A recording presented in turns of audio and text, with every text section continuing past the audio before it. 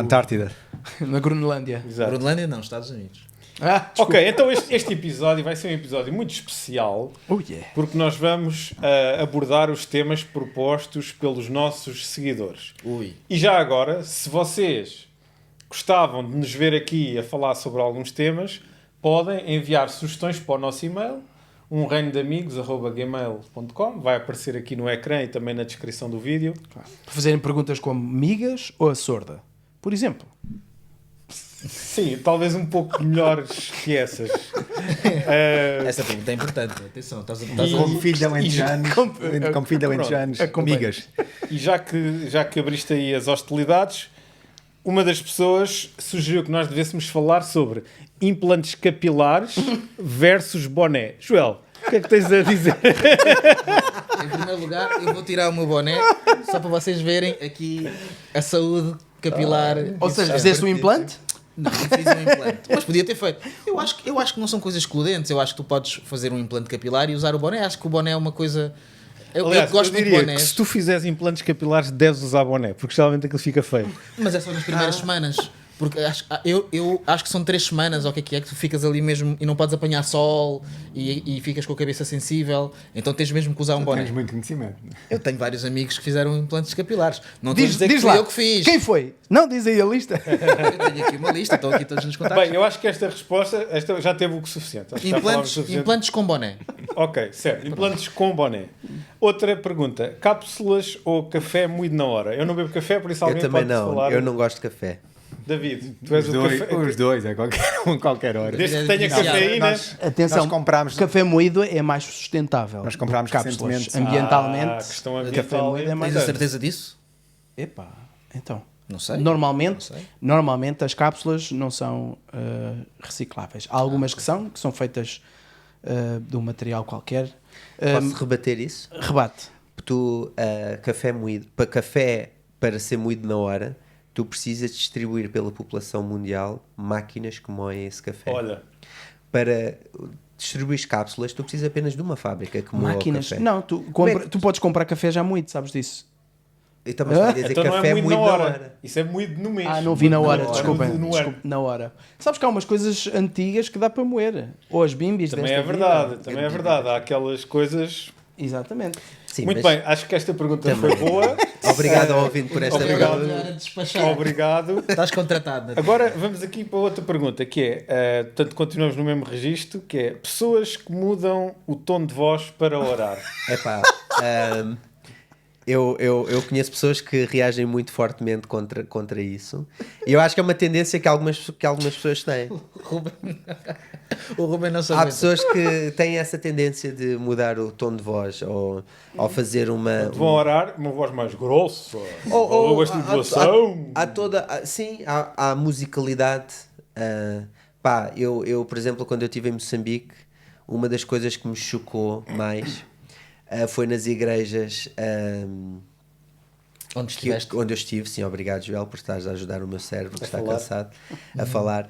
Nas igrejas onde eu estive, quando chegava o momento de falar em línguas, a maior parte das pessoas que falavam em línguas de repente começavam a falar com um sotaque do Zimbábue. E eu achava aquilo muito estranho. Porque é que o Espírito Santo decidiria falar em línguas com o sotaque do Zimbábue, que era um país Fez vizinho? alguma coisa contra o sotaque do Zimbábue? Não, eu não tenho. Podes imitar Não é o sotaque do espiritual o Zimbábue, só suficiente. para percebermos Não mais é ou menos o que é espiritual que é. suficiente para ti? Não, mas eu com os meus 20 anos achei aquilo um bocado É estranho. Zimbábue. E este tema, pessoas que mudam o tom de voz para orar. Eu sempre fui ensinado que a oração é uma conversa.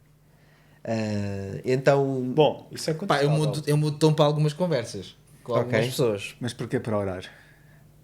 Porquê é que essas pessoas vão mudar o tom de voz para orar? Tens Porque que não lhes para, perguntar a ela. para ir a uma repartição pública. Olha, eu mudo de tom para ir às repartições públicas. Também é verdade falo que pianinho. Nós não falamos quando estamos aqui uns com os outros, não falamos da mesma maneira do que com o Presidente da República.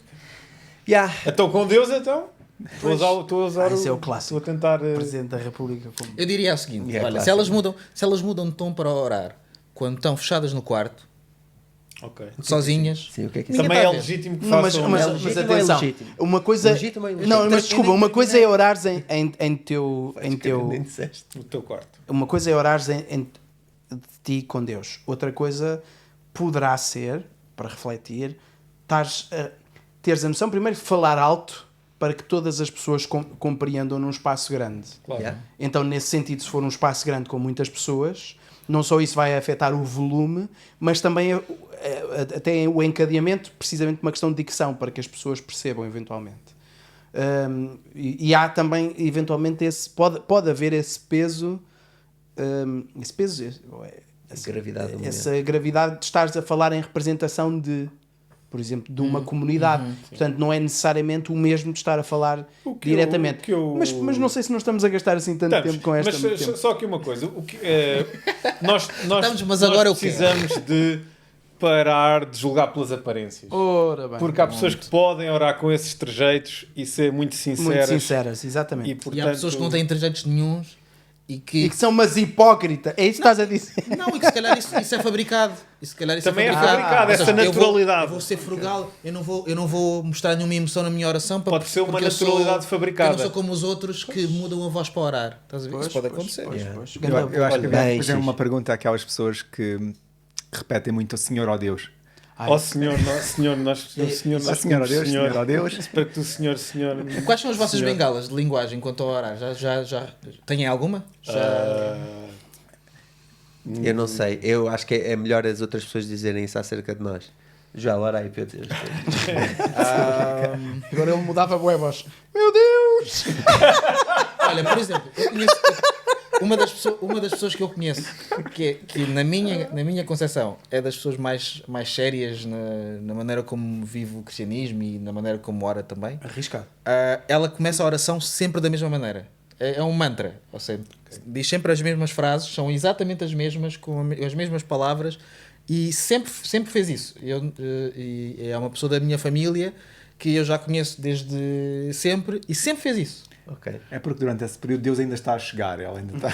Não, mas imagina, Vou eu noto, convocar. eu vejo a seriedade no que ela diz, mas a maneira como ela diz é totalmente trabalhada. Ou seja, é um exercício muito controlado.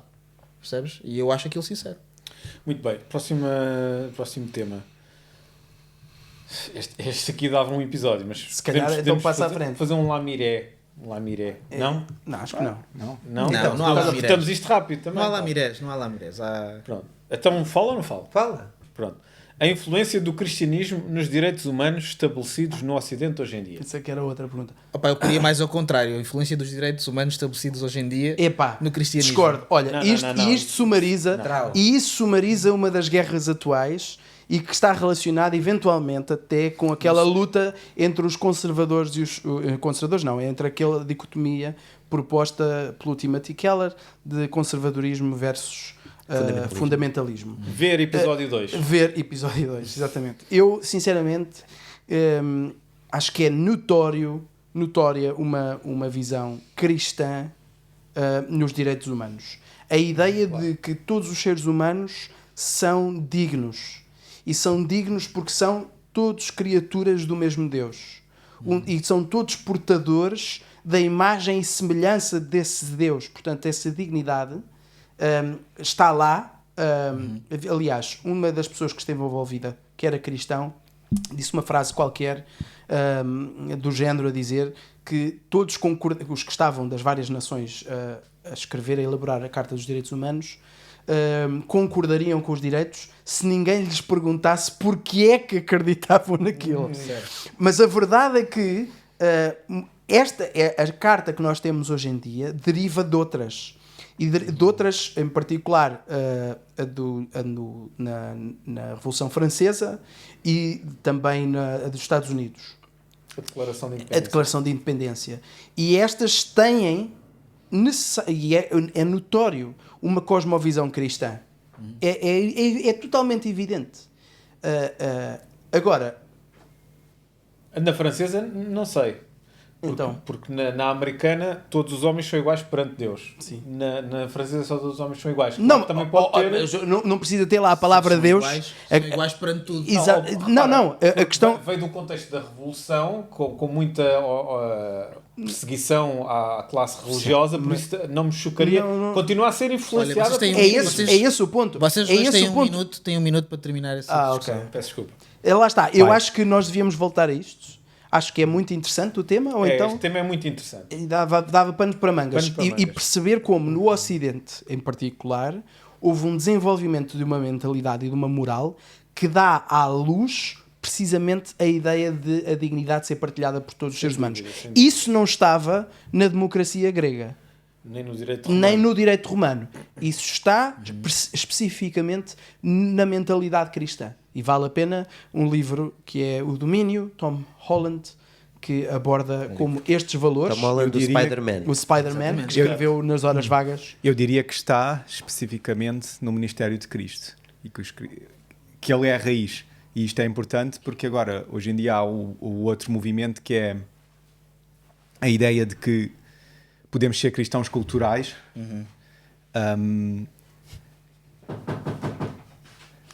Tivemos É o aqui Tom um- Holland, é o o Tom Tom- Holland. o próprio escritor. Acabou, o Já- Sr. Nathaniel Gama acabou de receber uma encomenda. Finalmente temos de Já beber relembro, água mais já pura. dá- Isto é assim, vou aproveitar. Momento Que a minha publicitário. mulher pediu. Tato Media. Nós estamos na Tato Media, o império construído por Nathaniel Gama, Grande império.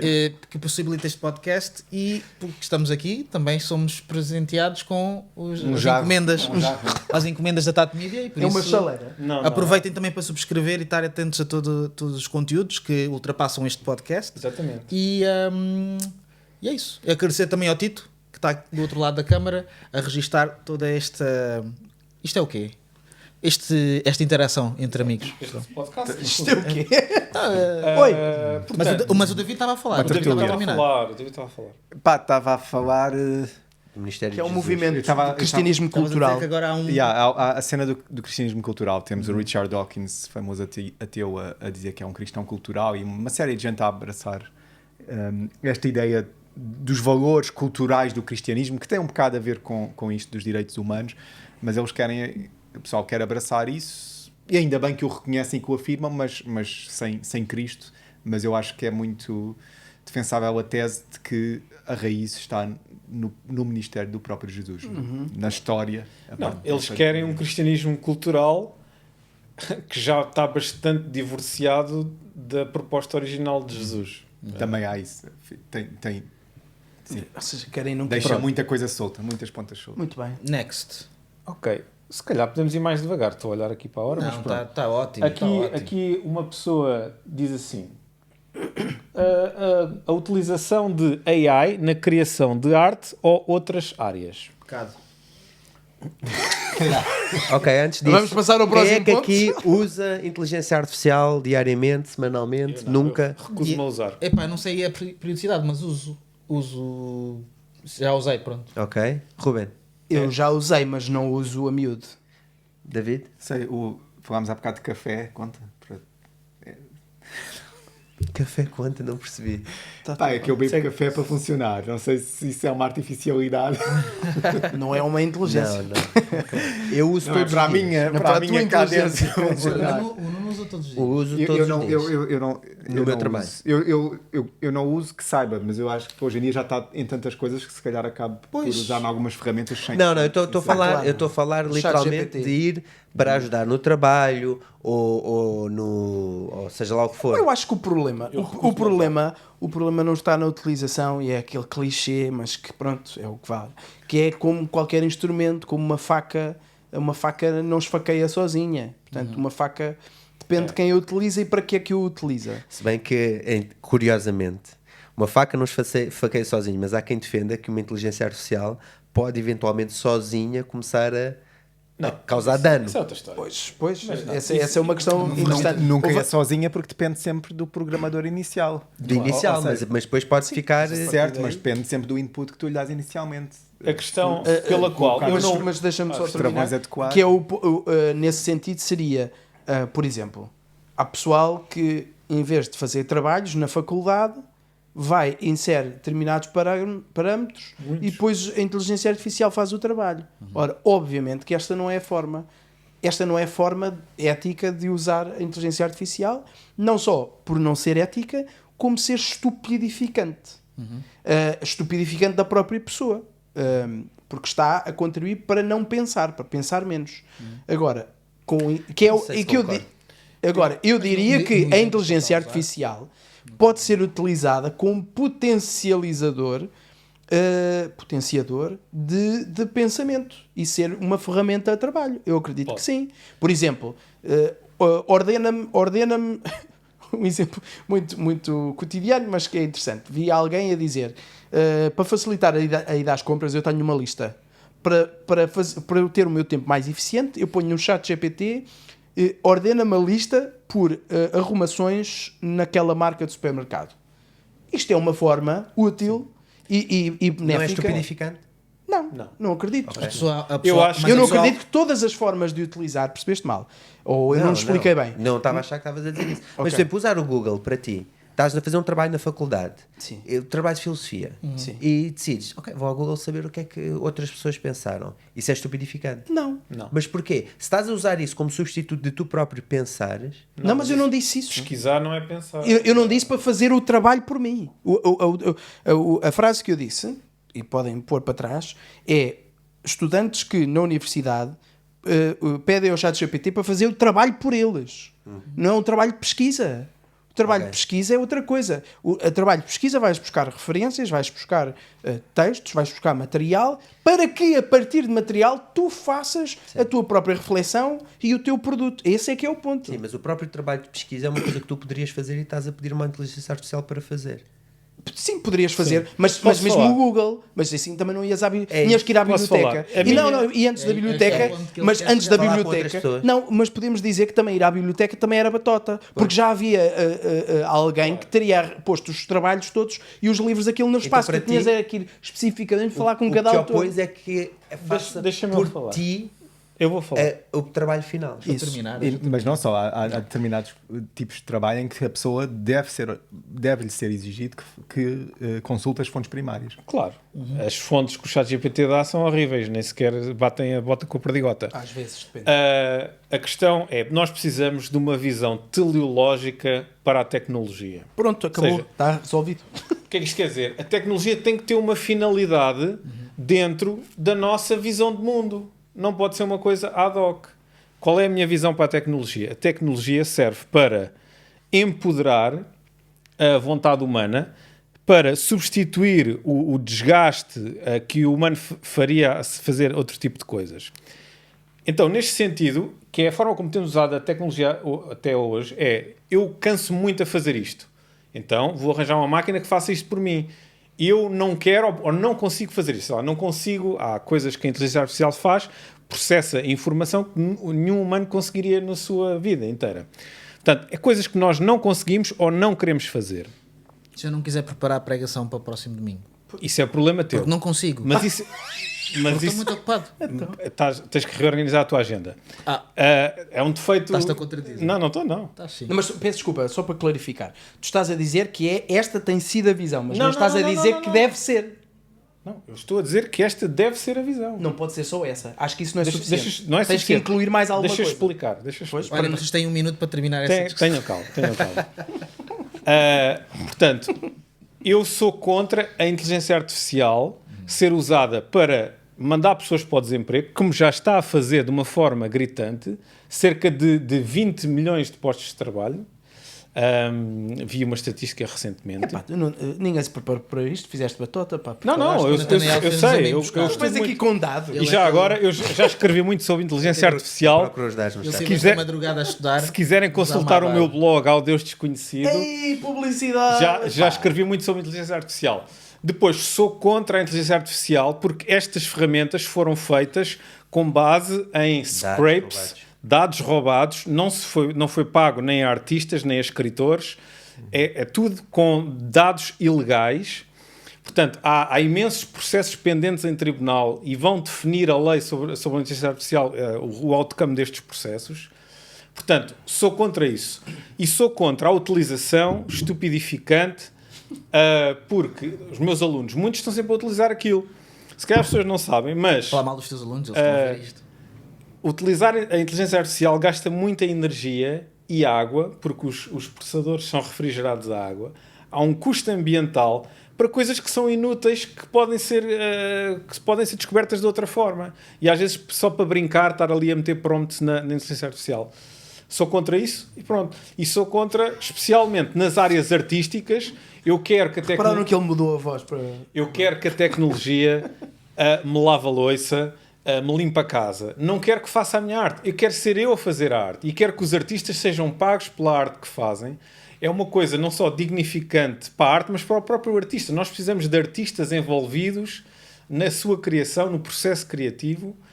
E por isso tenho muitas reservas com a inteligência artificial hoje em dia. Mas isso contra não esgota. Mas isso não não contra a esgota. inteligência artificial como um todo. Pronto, isso é Já importante passou um dizer. minuto, mal. Pronto, é isso que eu queria dizer. Sou contra nestes moldes, não contra como um todo, e posso até também dar exemplos positivos da inteligência artificial, nomeadamente na área da saúde. ciência, sim, Sim, exatamente. pronto. Eu só quero dizer que vejo de maneira diferente. Ou seja, não, acho que nós primeiro precisamos de saber mais sobre a inteligência artificial, o que é que estamos a falar, como é que ela funciona. Precisamos perceber também como é que ela já interage connosco. Afinal estou a falar, não posso, tenho que terminar. Olha, tens um Precisamos perceber... Mas eu acho que aquilo que nós dissemos não é baseado nesses Não foi isso que pressupostos? não foi isso. Não, eu acho que os pressupostos podem não estar todos certos. Por exemplo, Aquilo eu que ouvi... eu disse está certo. Pronto, mas eu posso achar outra coisa. Não, Não. O eu facto não posso achar outra coisa. Podes, mas o facto de dados terem sido roubados, isto está provado. Sim, mas eu não disse o que é que não estava certo. Ok, pronto. Eu disse eu acho que pode haver pressupostos que não estão certos. Por exemplo, Quais? Exato. eu acho que se nós partirmos de uma posição moral ou ética sobre como é que uma coisa deve ser utilizada, eu acho que isso não é uma coisa exclusiva da inteligência artificial, nem a distingue de uma faca, como estávamos a falar, que é a maneira como eu uso uma faca também é diferente. A maneira como eu uso um carro pode ser estupidificante, ou não? Eu posso usar a faca para fazer coisas parvas. Mas não- em se que não parte é que, contrapõe o que eu digo. estás a discordar daquilo que nós dissemos? Estou a Não percebi. discordar quando vocês falaram, por exemplo, que são contra a inteligência artificial, porque são contra o uso estupidificante ou as consequências estupidificantes da inteligência artificial. O que eu estou a dizer é... Mas calma, desculpa. Nós, quando falámos do uso estupidificante, nós não dissemos que é todo o uso da inteligência artificial Claro, estupidificante. exatamente. Mas nós dissemos especificamente, e eu em particular, disse em que parte, em que medida é que isso é estupidificante. Pois, mas eu não Em concordo com isso. como é que tu, podes só esclarecer-me, como é que tu achas que um estudante está na universidade e em vez de estudar, em vez de trabalhar e fazer um trabalho sério de pesquisa e aprender que é aquilo que é suposto estar a fazer na universidade e desenvolver a sua capacidade cognitiva, em vez de o fazer, mete os parâmetros que lhe são dados pelo professor no chat GPT e tem um trabalho feito. Não achas isso estupidificante? Acho isso estupidificante, Pronto, então mas eu concordas acho, comigo? eu não acho que tínhamos que partir do pressuposto que se um estudante está a ir ao chat GPT a Eu não perguntar partilho esse coisas... pressuposto. Eu até disse, eu inclusivamente disse, que sim, tu podes, e faz isso, eu disse isto, que é, podes usar o chat GPT para te ajudar em pesquisa. Ok, mas Excelente. mas a questão... Querem continuar nesta? Sim, acho porque melhor. eu acho Então que vai, dá-lhe. a universidade é uma coisa, mas no trabalho, por exemplo, eu uso no trabalho, Sim. a todos os dias. Sim. E quando eu comecei a usar o ChatGPT, porque parte do meu trabalho é programação, eu comecei a ver que eu conseguia ser mais produtivo, conseguia fazer... por exemplo, às vezes eu estou a criar uma coisa onde eu sou forte em A, B e C e sou fraco em D, E e F. E o ChatGPT tem-me feito colmatar as minhas lacunas. O teu patrão sabe disso? Sim, sem problema. Isso é estupidificante? Sim. Porque assim, Mas Deixa-me fazia parte só- do teu plano aprender essas linguagens de programação, essas áreas? É a função dele. é sempre bom, seria sempre bom para mim, para a minha carreira, eu ter mais skills. Portanto, é uma pergunta de eu vou ser menos produtivo agora e ganhar um skill, ou eu vou ser mais produtivo agora e não ganhar esse skill? É uma balança que eu tenho que tomar. O que é que eu Tudo devo bem, fazer? pronto. Outra pergunta, por exemplo, em programação havia um site que era o Stack Overflow, que era sempre que havia Certo. uma pergunta de saber como fazer ninguém lá vai. uma certa coisa, ia só Stack Overflow. Eu dava por mim muitas vezes, antes da inteligência artificial, a ir repetidamente procurar as mesmas coisas. Tipo, como é que se calcula a média de um NumPy Array mesmo? A Stack Overflow.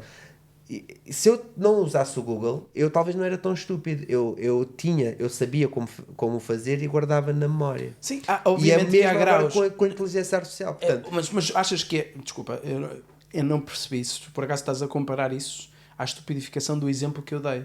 Porque eu não acho. Eu achas que Eu sim. não acho que seja Eu acho, comparável. eu não acho que seja. Acho que há um grau, uma diferença de grau substancial. Só que isso é subjetivo, Ruben. Ou Não, seja, não acho que seja. O facto de haver grau, não acho que seja subjetivo. Acho que pode ser relativo. Há pessoas que Agora, vão achar- subjetivo, não acho Mas que seja. escuta só o seguinte: há pessoas que vão olhar para aquilo que estás a dizer que é estupidificante e vão pensar, eu também faço coisas que eu também acho que são estupidificantes e não vejo mal nisso, que eu acho que é o que o Nuno está a tentar dizer. Epá, não é a mesma coisa. Desculpa. Pá, mas, de facto, eu acho que não tem razão quando está a fazer uma distinção entre a realidade do trabalho e a realidade Da escola. da universidade. Pois, Pá, exato. escola Então não é a para mesma aprender. coisa. Para aprender, Então não é a exatamente. mesma coisa. Então, mas deixa-me dizer uma coisa parva, que é, Justamente. qual é o mal de os estudantes irem fazer os trabalhos com recurso à inteligência artificial? Não é Não vão com aprender. recurso. Não, pera, deixa. Porque não iriam aprender. Depende, deixa-me E então- perceber se estou a perceber o que estás a dizer. Tu disseste que estás a dizer os estudantes vão fazer os trabalhos com recurso à Não, inteligência artificial deixa-me- ou vão, foi o que tu Pôr acabaste a de inteligência dizer. artificial a fazer os trabalhos Ok, por eles. são coisas diferentes. Então deixa-me dizer, por qual é o mal? Eu não acredito no que eu vou dizer, mas vou dizer na mesma. Que é o absurdo. É o absurdo. Qual é o mal de os estudantes agora estarem a fazer tudo com a inteligência artificial por eles, se quando eles chegarem ao mercado de trabalho, eles também vão pôr a inteligência artificial a fazer por eles? O que é que tu achas? Qual é o resultado disso para a sociedade? Achas que vai ser? É bom? Se a inteligência artificial Ou for, seja, tens for pessoas boa, que não deixam de desenvolver capacidades mínimas. Claro.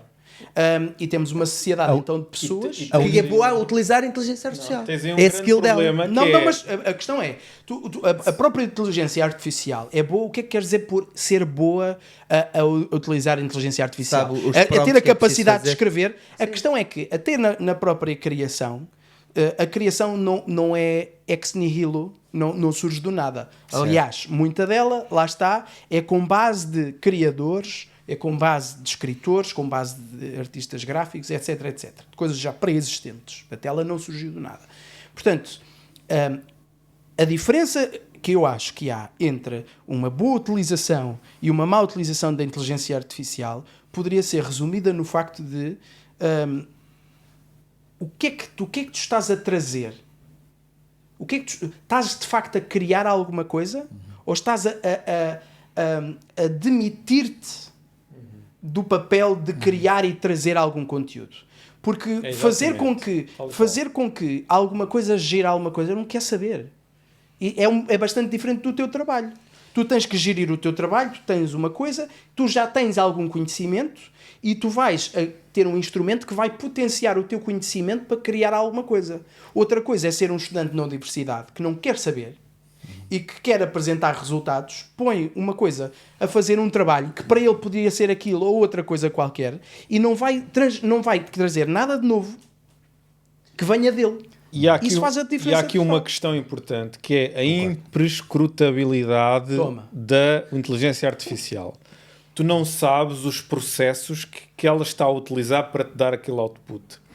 E se não houver uma pessoa com conhecimento de facto para detectar os erros, nós podemos estar a perpetuar erros históricos, filosóficos, sociais para gerações futuras, como nós vemos, o racismo que tens nas inteligências artificiais, o machismo e Bem essas que eles coisas. estão a movimentar-se numa direção em que agora Eles são mais têm. transparentes. As inteligências artificiais, o ChatGPT neste momento e o DeepSeek, quando saiu, aquele chinês, era que a novidade é que eles diziam o seu próprio raciocínio. Não é o Faziam raciocínio, dizem só o processo. o processo. que Mas, chegaram lá. mas isso não é a mesma coisa. Ele precisa dizer fontes, precisa dizer dados específicos que eu sei Eles que não. estão a ir nessa direção para dizer Pronto. essas coisas todas. Mas o que eu sei até à data é que é impossível pedir isso neste momento porque não consegue, porque são milhões e milhões espalmados numa amálgama Mas diz-me uma indecifrável. coisa, Nathaniel. Certo. O que eu estou a sentir. Primeiro, já não vamos falar sobre mais nenhuma questão. Vamos. Mas, Temos ainda mais um bocadinho. só uma coisa que é. O que eu percebi do que vocês estavam a dizer, sobretudo até tu estavas a falar, é que tu és contra a inteligência artificial. Não, nunca disse isso. Que és contra a utilização da inteligência artificial. Não. Então eu percebi mal. Percebeste mal. A inteligência artificial é uma ferramenta. A inteligência artificial, nos moldes que existe hoje em dia, não é ética, é isso que eu disse, e é geralmente usada de uma forma errónea e que não é saudável para a sociedade a longo prazo.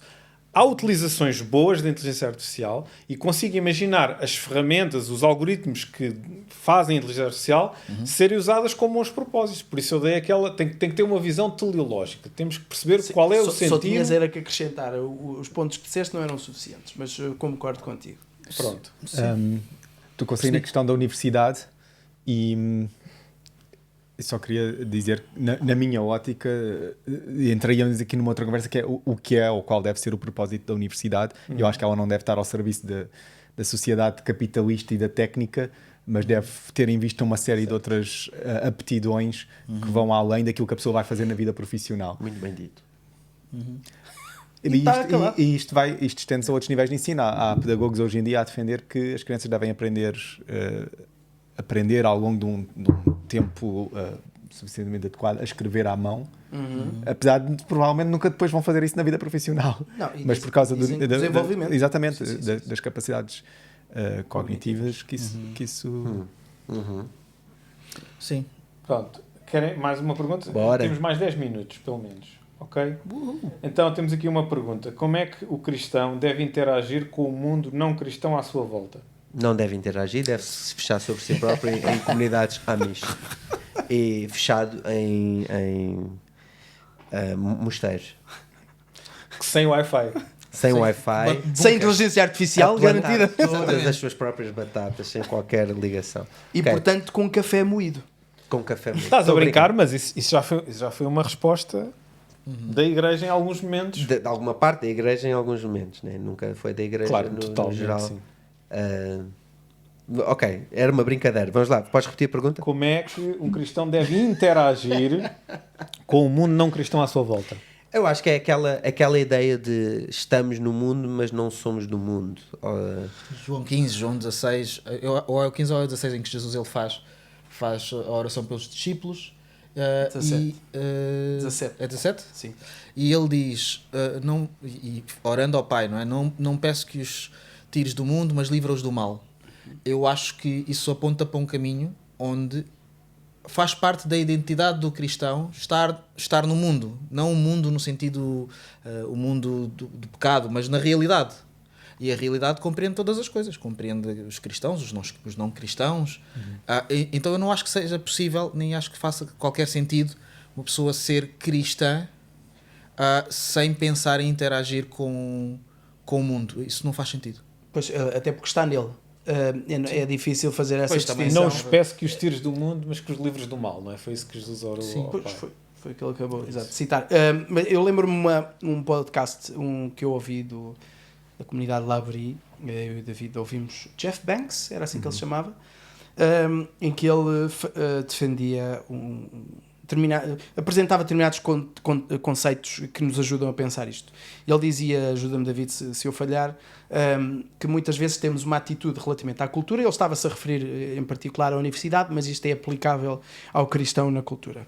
Temos uma atitude de luta, isto muitas vezes está expresso, por exemplo, nas guerras culturais, está expresso ao o conceito, a atitude de fuga, lá está, fecharmos apenas nos nossos mosteiros virtuais e espaciais também, ou seja, de apenas irmos às nossas reuniões com os nossos irmãos, não nos relacionarmos com pessoas que não são cristãs, não ouvirmos notícias e estarmos numa bolha.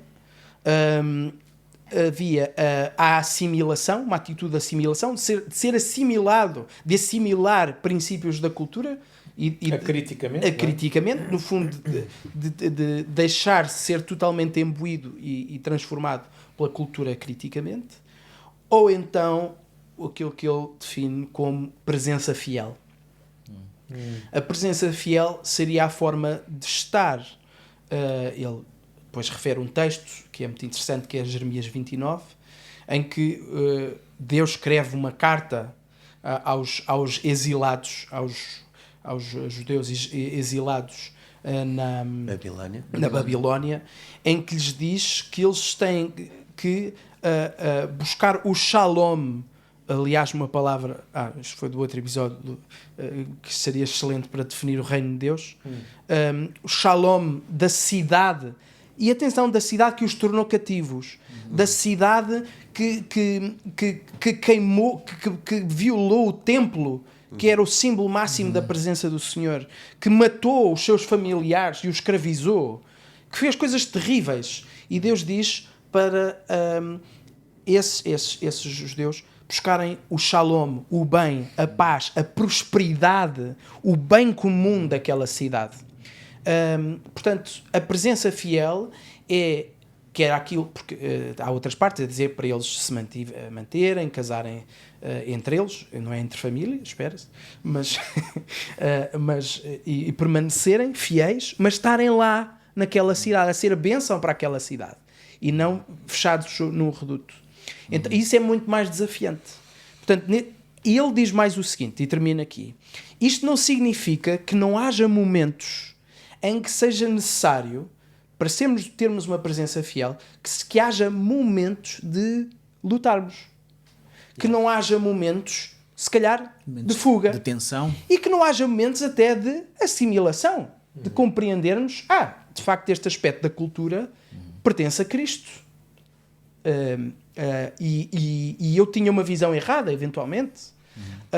Mas são posturas, são gestos, mas não é a atitude geral. A atitude deve ser de uma presença fiel que pode ter gestos pontuais, ou de luta, ou de fuga, ou de assimilação. Será que Daniel leu essa carta? Porque a vida é uma dele pergunta muito interessante. teve várias facetas do que tu estás a dizer. Exatamente. Teve facetas de luta, no sentido de eu não vou assimilar esta parte da cultura, quando ele se recusou, ele e os companheiros se recusaram a comer, se recusaram a adorar. Comer carne.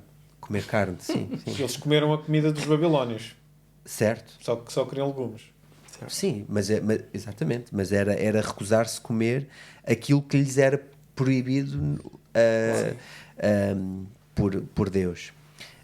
O nome de Daniel era Belteshazzar, que é o nome de Daniel na Babilónia, o nome pelo qual então ele era chamado e ao qual se pressupõe ele respondia, era Belteshazzar, que significava qualquer coisa como Bel é o meu Deus. Bahal é a mesma coisa. Exato. Ou seja, não tens motivos para achar que ele aceitava esse nome. Isso acho que estás a esticar. Mas termina o teu raciocínio. O meu raciocínio é que Daniel, é uma boa. Quando estamos a pensar como é que deve ser a nossa relação com o mundo, acho que Daniel é uma boa inspiração. Porque ele claramente houve momentos em que ele teve que dizer um não claro. Mas outras vezes ele trabalhava a favor do reino, ele trabalhava nas altas patentes, ele queria o bem da cidade. Mesmo aquela cultura que o tinha raptado, exilado. justamente. Portanto, mas eu acho que há atenção, é olhar para o equilíbrio de Daniel e ver, atenção, que exigiu as duas coisas e estava em risco de morte. É a presença, mas é fiel. É fiel, não é à cultura, é fiel a Deus. Yeah. E relativamente a Belshazzar, depois podemos falar sobre o assunto, porque no texto Eles são tratados por esses nomes. São tratados por esses nomes, estão lá evidenciados, e de todas as situações, de todas, não sei de todas, mas seria estranho essa que é tão forte não explicitar nenhum comportamento contra, sendo que o fez relativamente a outros momentos. Exato. Ok.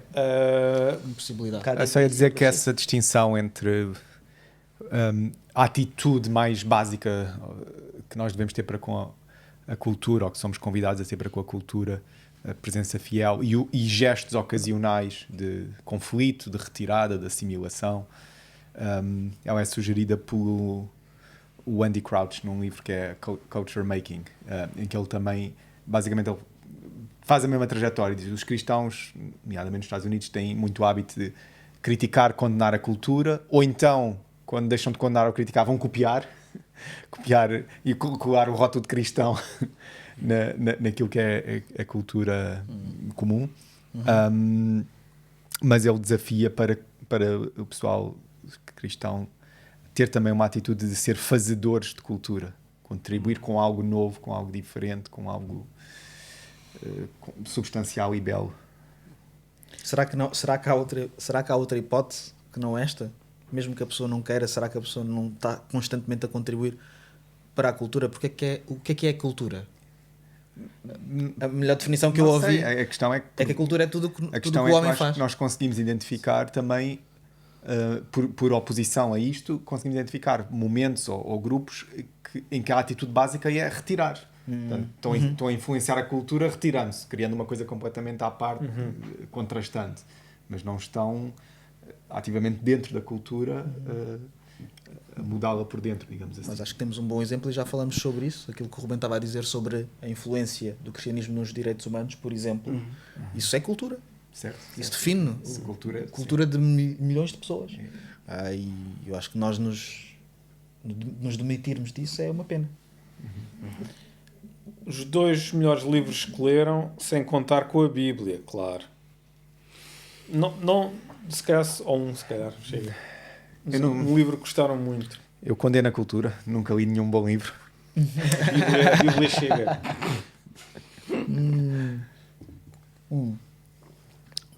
Ultimamente, vá. Não, eu posso... Olha, estou a ler o Arquipélago Gulag, o Alexander Solzhenitsyn. Está-te a fazer bem? Tá, é a leitura de cabeceira à noite antes de adormecer. E dormes Que é bem? muito agradável. Mas o livro é muito bom, porque aquilo tem coisas muito premonitórias. Sim. Tenho lá em casa, mas ainda não lhe peguei. Mas Mas as pessoas querem ouvir, as pessoas querem saber os livros. Querem saber os livros. Aquele regime o Stalin era uma coisa absurda. Mas depois é giro porque o autor tem uma clarividência tal. Quando ele passou a viver no Ocidente, ele vai metendo aqui umas alfinetadas também ao Ocidente para que se perceba que aquelas coisas perniciosas, nefastas, etc. Encontramos aqui também os seus sinais. Vocês vão achar que é batota, e mas eu acho que não é. Eu acho que o livro que mais me entusiasmou é um comentário bíblico do contexto da sociedade, ou seja, Zondervan, acho eu, que é a editora, fez um comentário em que o objetivo é ir verso a verso, mas a comentar sempre o contexto, como é que os primeiros ouvintes ouviram aquele ou Como é que se chama? experimentaram. The Bible Background Commentary. É para toda a Bíblia ou é só o Novo Testamento? É o Novo Testamento. Eu também fui ao do Velho Testamento e não é bem a mesma cena. Pá, foi espetacular. Pronto, eu sei que é batota porque foi dito que sem contar com a Bíblia, e é um comentário bíblico. Mas não é a Bíblia, sim. Eu gosto muito de ficção. A série dos Harry Potters e do Senhor dos Anéis. Curti Isso bué. é herege. Espetacular. Isso é tudo herege. Harry Senhor dos Potter Anéis era para queimar. Harry Potter é feitiçaria, pá. claro. É um dos clássicos, mas é clássico por alguma razão. Uma aventura? Não, é um livro. Moby Dick. Aliás, o Moby Dick é um grande livro, mas não foi esse que teve tanto impacto em mim, apesar de ter gostado, do Herman Melville. Mas o Idiota e, em particular, os irmãos Karamazov, é um livro de uma beleza e de uma profundidade brutal, existencial e cristã, de compreensão da tal ausência, da tal incompletude que nós temos, que nos falta, da nossa falibilidade, mas também do amor constante, insistente de Deus, que chega a ser emocionante. E isso muitas vezes é tipificado em personagens várias. No Idiota, no chamado O Príncipe Idiota, acho que era Fyodor, já não me recordo. Mishkin. Talvez, assim, Mishkin, sim, exatamente. Já foi há muitos anos que eu li. E o irmão Karamazov, em várias personagens, no Sacerdote de Tsotsima, no próprio Alexei, acho que era assim que ele se chamava, em contraponto com outras personagens que estão sempre a falhar, mostram muito da decadência humana, mas também da sua elevação. E a sua elevação, lá está, em Deus. E é muito interessante. São livros antigos, mas que permanecem atuais e vale a pena ler. Ok. Ok. Não queres saber? Está bem. Já percebi. Já percebi que não queres saber o que é que eu tenho para dizer. Tu vais dizer os rios são rios, enfim, aposto. Não, Exatamente. Não, por acaso estava a tentar lembrar-me de algum que tenha. É o que é o mais importante? Ou é o que tenho gostado É o que tu mais? decidis, é o adjetivo que tu te sentires mais Os confortável. melhores. Opa, os melhores é isso, concordo. Também os Irmãos Karamazov é dos melhores que eu já li. Mas eu ia dizer um contemporâneo que estou a ler e dizer um autor português, o José Tolentino Mendonça, é um autor de mão cheia. Eu já li muitos livros dele. Estou recentemente agora a ler um que é Rezar de Olhos Abertos, que são pequenas orações que ele vai escrevendo e ele está a partilhar ali as orações que ele faz. E é assim uma espécie de uma biografia e de um livro de espiritualidade ao mesmo tempo. É muito, muito bonito. Só acabar com uma última pergunta para darmos pelo menos uma Já pergunta tu respondeste. a cada pessoa. Lembram-se que Já ele é que respondeste. disse que eu não queria saber. E as Natanel, nem Toda a gente fica a ver, as provas estão registadas e ficam na internet, a inteligência artificial vai apanhar isto e vai começar a responder. Já não é capaz. Não, é rápido. O primeiro livro que eu li chama-se O Galo Marquês. Foi o primeiro livro que eu li. É um livro de um autor brasileiro chamado Ganimedes José, se não me falha a memória. É um livro pequeníssimo. Aquilo é feito para crianças, adolescentes. Só que é uma história sobre um menino que é escravo e que tem um galo, que é o galo marquês. E que ele cuida do galo, é a história dele com o galo, e de repente, no dia de Natal, o galo vira comida. Só que o galo era tudo o que o rapaz tinha. E então é a maneira como a história está contada. É um livro para crianças. Tenho a certeza. Uma das coisas que eu gosto deste livro é que a maneira como a narrativa é contada permite às pessoas em diferentes fases da vida se relacionarem com o livro. Eu, quando li aquilo, já não me lembro, tinha menos de 10 anos, talvez 8 ou 9 anos, quando li esse livro, mas hoje, com mais alguns anos, olho para ele e consigo perceber o que é que muito do que estava a ser ensinado através daquele livro. Ou seja, a ideia da injustiça humana, da desigualdade, O vegetarianismo. do quê? O vegetarianismo também, se ele for. E a ideia de alguém estar sujeito a outras pessoas sem se perceber, sem se aperceber.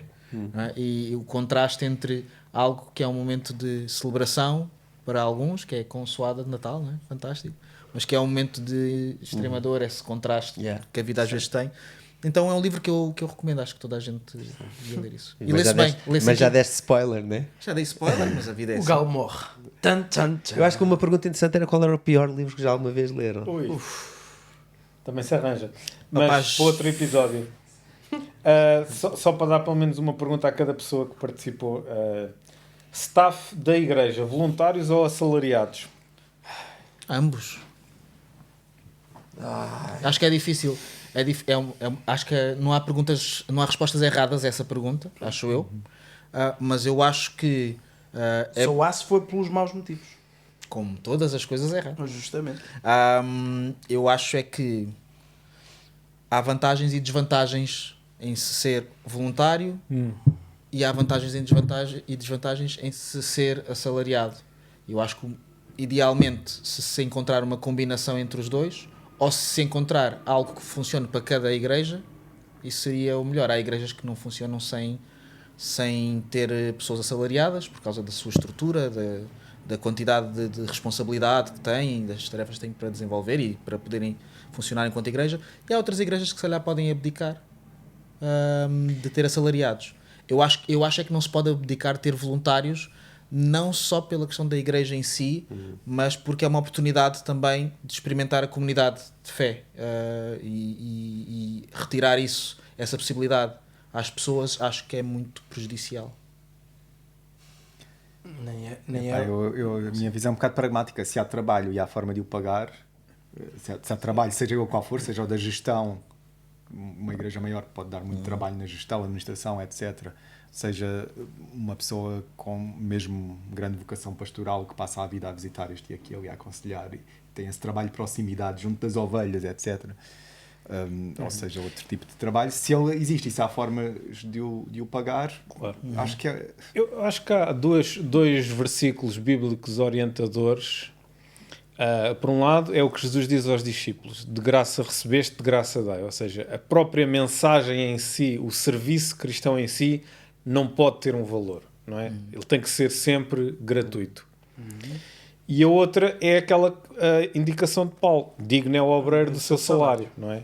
Portanto, aquele, o que tens para fazer, falo depressa. Isso é outra história. Portanto,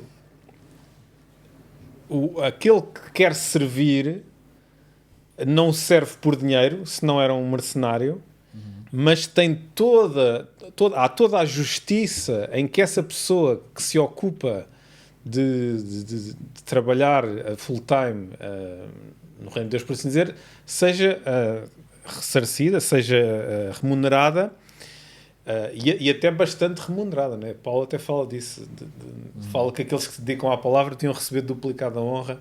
Portanto, ele até tem uma visão de salarial engraçada.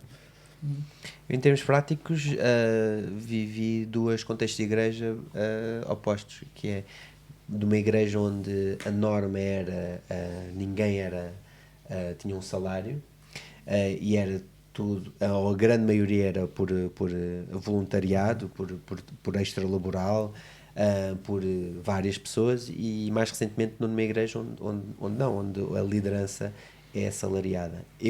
A minha conclusão, depois de ter vivido os dois contextos, é que realmente não há uma resposta óbvia e certa. Os dois modelos são absolutamente válidos, ambos têm os seus problemas, e pronto, por isso é uma coisa que eu próprio não acho que seja uma resposta óbvia.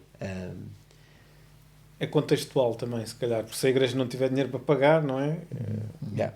E depois também há aqui uma questão que é os exageros, não é? Tipo, tens músicos gospel que cobram 300 mil euros ou dólares para ir tocar não sei onde, começa a tornar-se assim uma coisa meio conspurcada. Mas eu não sei se isso é ser assalariado da igreja, ou seja, se eu enquanto músico Não, gospel... mas eu acredito que é um ministério, não é? Sim, mas é diferente, ou seja, e eu acho que as diferenças são importantes. Uma coisa é alguém que permanece num sítio localmente, certo, e serve aquela comunidade numa base contínua. Outra coisa é alguém que aparece esporadicamente e que serve naquele momento, mas depois se vai embora, e aí é mais próximo de um serviço, de uma prestação de serviços, vamos dizer assim, do que de um trabalho, de um contrato de trabalho. Mas eu acho que há perigos em ambas as circunstâncias. Acho que num modelo só de voluntariado, acho que pode haver o caso de ninguém de facto assumir a responsabilidade, não é? A coisa vai-se gerindo e nunca se trata as coisas a fundo, se calhar. E no outro é as pessoas apegarem-se e começarem a ver o seu ministério e a sua vocação como uma profissão, não é? Isso também é um perigo. Desculpa. Sim, no mau sentido da profissão. Sim, porque claro, o sentido que devia ser para todos, em qualquer profissão, devia ser o de Sempre. sacerdócio universal. Exatamente. Que todas as profissões e todas as dimensões são exercício... Quando disse isso, era eu percebi, trabalhar por dinheiro. Eu Pronto, percebi. só por dinheiro. Mas todas as dimensões devem ser exercício desse reino de Deus e dessa...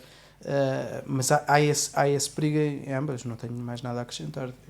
Só diria que eventualmente algumas pessoas, tentando fazer uma compreensão psicológica da pergunta, não sei se a pessoa tinha isso em mente ou não, mas muitas pessoas, nomeadamente aquelas que não são cristãs, acham, em particular relativamente aos evangélicos, algumas também relativamente aos padres católicos, que é uma roubalheira, que não deviam receber nada, porque às vezes estas perguntas vêm também com alguns desconfortos que nos vêm de uma cultura que não compreende o que é um trabalho eclesiástico. Claro. Muitas vezes os próprios cristãos evangélicos não compreendem. Pois. Eu até diria que quem está de fora, mas sim, está de fora, está a falar de uma coisa que não vivencia, não conhece. Às vezes isso influencia quem está dentro. Eu acho que uma coisa que pode ajudar as nossas igrejas e uma maneira que nós individualmente podemos contribuir é nós nos interessarmos mais sobre como é que elas funcionam financeiramente. É porque normalmente as pessoas às vezes não se importam Isso. e só se aproximam quando há um problema ou uma aparência de um problema e aí querem todas as respostas e isso não ajuda. Sem dúvida. Aliás, é uma seguir a coisa minha que eu forma. gosto nas igrejas, nas duas igrejas em que estive até agora, que são do Vertente Batista, é a ideia de, a nível institucional, frisar esta parte, e de organização, quem tem a palavra final é a Assembleia. A Assembleia são todas as pessoas que são membros dessa igreja. E, portanto, tem que ser apresentado periodicamente os Exceis, os orçamentos, os gastos, tudo de uma forma muito transparente. E, de facto, eu acho que tens razão, essa será uma forma de educação e de prevenção também de determinados abusos. E a ideia de prestar contas literal e metaforicamente, no sentido também de, olha, estás a ser assalariado, isto também é um reflexo de tu teres de prestar contas. E não é só, o único. é sempre uma dimensão, há várias dimensões. É um reflexo de prestar contas, mas também é uma honra, mas também é uma, mas também é Um dever. e também é um negócio. Qual é o negócio? O negócio é, nós queremos que tu dediques o teu tempo a isto. E nós para que tu não dediques o teu tempo a outra coisa, Claro. nós vamos criar uma possibilidade para que tu não tenhas que pensar. As pessoas têm que comer, não é? Sim. As pessoas, nem é uma questão só de comer, é uma questão mesmo do tempo. Imagina, se É uma palavra escorregadia, mas percebo o que queres dizer. O negócio é uma palavra escorregadia. Mas compreendo perfeitamente e concordo. Eu acho que esta palavra é a palavra certa. Porquê?